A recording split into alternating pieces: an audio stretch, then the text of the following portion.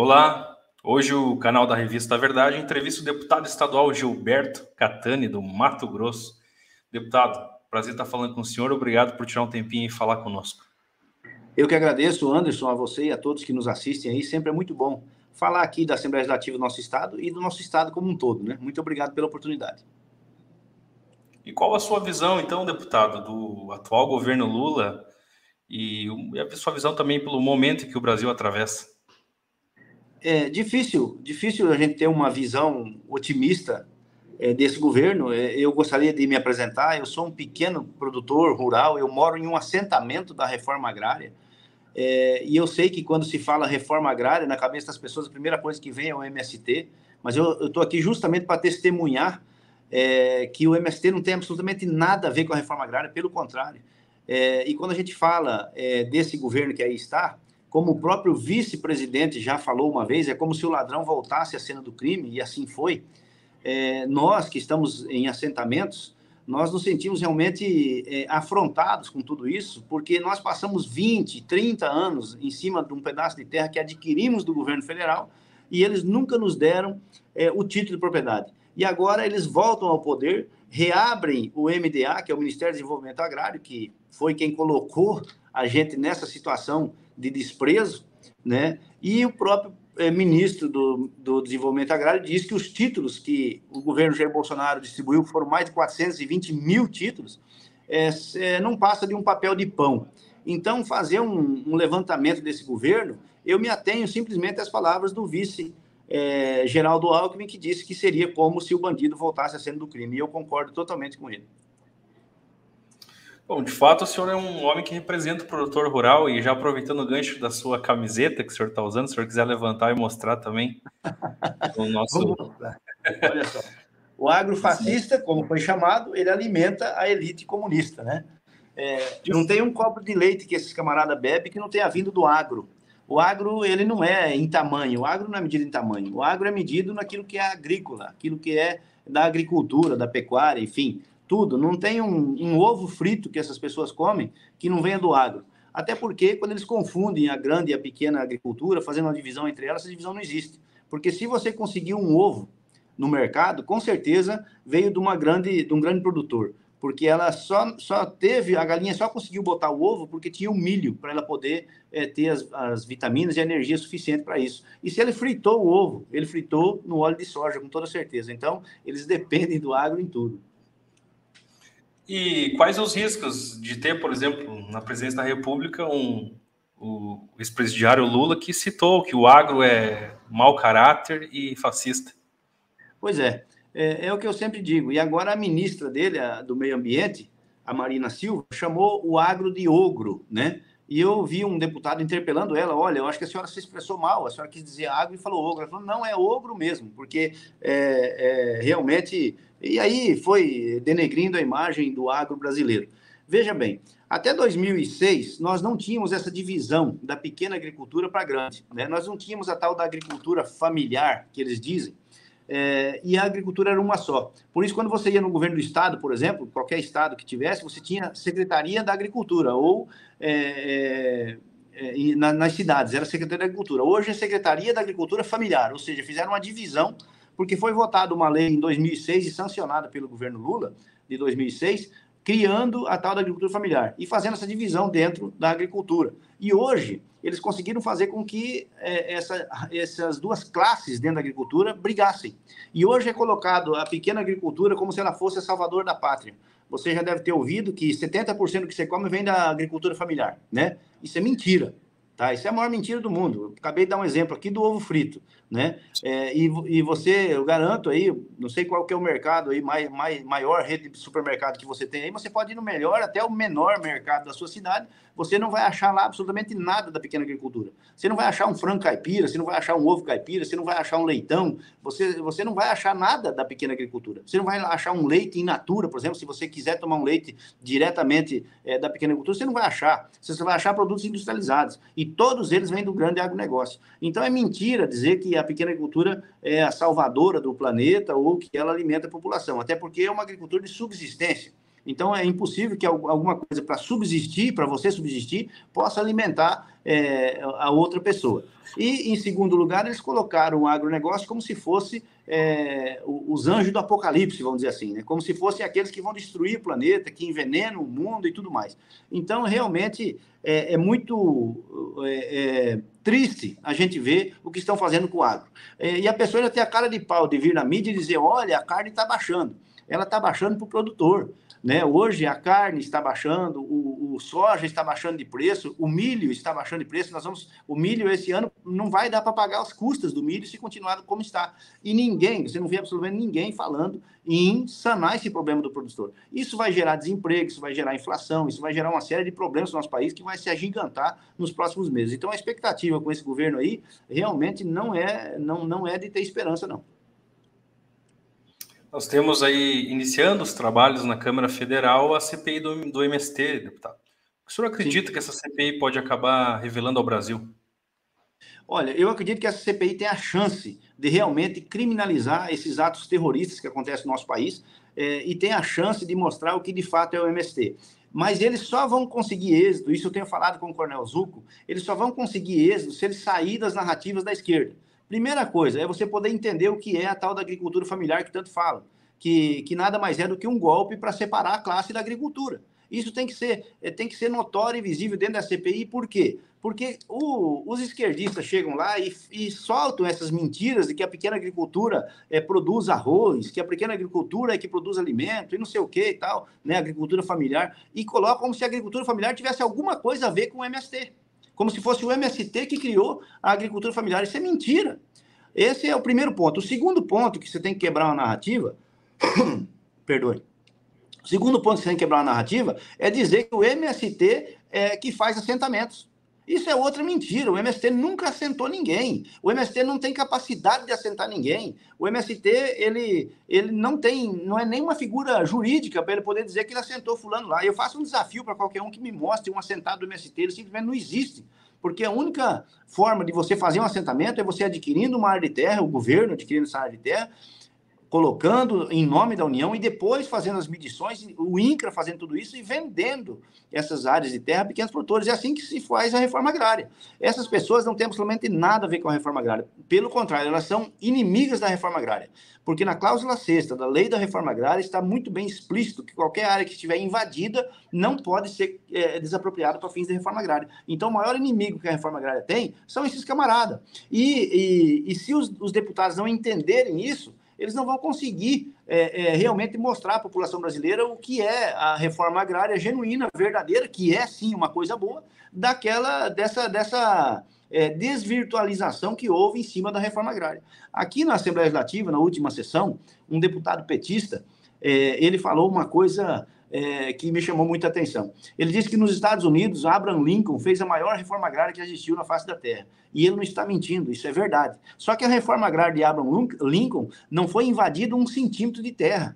Ela foi feita no oeste dos Estados Unidos de uma forma pacífica e ordeira, como determina a nossa lei aqui também. E se você hoje for nos Estados Unidos, lá nunca teve um MST, lá nunca teve luta pela reforma agrária, qualquer coisa desse sentido, porque lá as coisas foram feitas dentro da legislação. E aqui, lá nos Estados Unidos, se você for invadir uma propriedade hoje, o cidadão que está lá, que é proprietário da terra, ele tem o direito, por lei, de se defender, entendeu? E você, com certeza, não vai conseguir invadir a casa dele, porque ele tem direito de defesa, ele tem direito de porte de armas e tudo mais. Então, essas pessoas que estão à frente da CPI, que são meus amigos, como o Coronel Zucco e como o Ricardo Salles, eles têm que realmente se ater às questões de ideologia, aquilo que foi implantado dentro da agricultura lá atrás e que hoje está surtindo seus frutos aí. Né? Esses 2 pontos, no meu entendimento, são cruciais para que essa CPI possa, de fato, surtir efeito, porque ela já é a quinta CPI do MST. Nós tivemos uma CPI que era a CPI da FUNAI e do INCRA, que ao invés de realmente levantar as questões e organizar essa questão, não deixar que esses movimentos sociais invadissem as autarquias do governo, as entidades, ou o que quer que seja aí, como, por exemplo, o INCRA e a FUNAI, eles foram justamente em cima dos assentados, que são assentados do INCRA e que estão lá há 20, 30 anos e não perceberam nem que esses assentados estavam lá sem o seu título de propriedade. Então, veja você que se eles não se aterem a essas questões pontuais de que o assentado não tem nada a ver com o MST, que o MST é uma coisa avessa à reforma agrária, e que a questão da agricultura familiar foi implantada no nosso país para fazer uma separação de classes. Se eles não conseguirem enxergar isso, eu acho que eles não vão conseguir seu objetivo. Mas eu tenho certeza que eles vão enxergar. O senhor acabou de citar que o MST nunca assentou ninguém. O senhor acredita que isso possa ser, de repente, uma manobra para segurar essas pessoas dentro da militância? Ou daqui a pouco é até uma manobra para segurar esses terrenos dentro dessa facção política, digamos assim? Não, é muito mais do que isso, até porque eles não conseguem segurar os terrenos para eles não conseguem. A militância do MST não está nos assentamentos. O pessoal que está nos assentamentos, como eu sou um assentado, eu moro no lote 297, no assentamento Pontal do Marape, na cidade de Nova Mutum, no estado do Mato Grosso. Então, eu sou totalmente avesso ao MST. O MST nunca teve absolutamente nada a ver com o nosso assentamento, assim como todos os outros assentamentos que eu conheço. Aqui na minha região tem um assentamento que na época era um assentamento, hoje é uma das cidades mais pujantes do nosso país, chamada Lucas do Rio Verde, que assentou as pessoas no tempo da verdadeira reforma agrária, que era no tempo do regime militar, que eles sim fizeram a reforma agrária genuína e verdadeira. E esse assentamento, que hoje é essa cidade, criou pessoas ali que se tornaram os maiores produtores de soja do mundo, por exemplo. Né? Por quê? Porque seguiram as normas e as regras que estabelecia a legislação. Existe uma legislação para isso. Então, o MST não tem militância dentro dos assentamentos. O que eles têm é uma turba de gente financiada por eles, onde eles pegam e vendem uma promessa de que a pessoa vai ganhar uma área de terra, o que é mentira, porque a terra não é ganhada, né? E aí eles criam algumas associações, né? Que não é o MST, são outras associações. Essas associações são financiadas ali pelas pessoas que têm a esperança de ganhar um pedaço de terra e fazem essa balbúrdia. E aí eles, muito sabiamente, onde que eles têm todo o poder de organização deles? Eu vou dizer para o senhor, nós temos um sindicato dos trabalhadores rurais em cada cidade do nosso país. Tá? Sindicato dos Trabalhadores Rurais. Esse sindicato, ele é filiado a uma federação, que são as FETAGRE. Em cada estado tem uma. E as FETAGRE são filiadas a uma confederação, que é a CONTAG. Então, através dessas entidades que eu falei para o senhor, eles conseguem se organizar em todo o país. E se tornaram, sim, o exército paralelo na nossa nação. Agora, isso não tem absolutamente nada a ver com os assentamentos. E outra coisa, que tem que ser muito bem claro. Quando você vê um monte de gente acampado ali do lado de uma rodovia ou na frente de uma fazenda tentando invadir, isso aí nunca foi, nunca será um assentamento, tá? Um assentamento isso nunca será. Isso aí é um acampamento, sim, do MST, esse é o tal do acampamento, onde as pessoas estão lá, com certeza fora da lei e tentando cometer atos ilícitos. Isso sim é um acampamento do MST. Agora, um assentamento, onde o INCRA foi lá, comprou uma área de terra e vendeu a pequenos produtores, isso é muito diferente e é contrário a tudo isso. Muito bom, foi esclarecedor aí, deputado, essa parte do MST. Agora vamos para uma pauta Eu falo demais, tá? Se eu falar muito, você pode me cortar aí. Não, mas fica à vontade. Nosso leitor, nosso ouvinte e telespectador quer saber mesmo esses detalhes. Obrigado.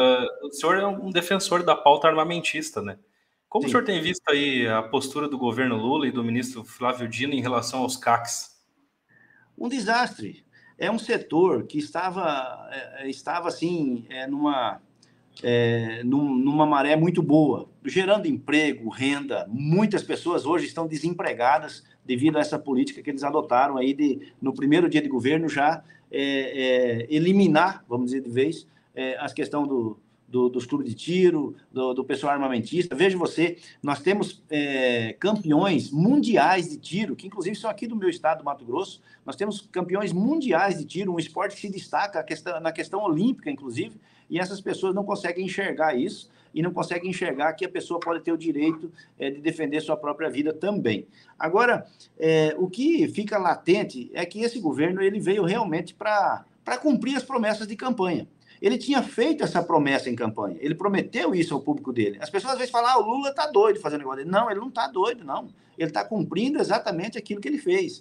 Né? Quando a gente fala, por exemplo, do MST, ele falou que o MST ia ser protagonista no governo dele. Então, ele criou novamente o MDA, que é o Ministério do Desenvolvimento Agrário, colocou lá um militante do MST e ele está cumprindo a promessa. Quando ele falou que ele iria destruir, acabar com os clubes de tiro, ele está cumprindo a promessa que ele fez em campanha. Então, não adianta achar que é loucura dele ou que ele está exagerando. Não, ele está fazendo exatamente aquilo que ele prometeu fazer, né? Em contrapartida, você vê aí pessoas que realmente são criminosas, que usam as armas para o crime, que não são,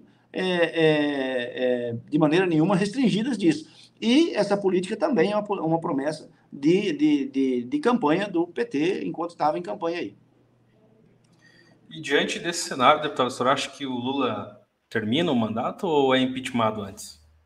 Olha, eu não quero perder a esperança pelo meu país, jamais. Eu não quero perder a esperança pelo meu país, pelo meu estado. Eu acho que nós temos que lutar com todas as forças, mas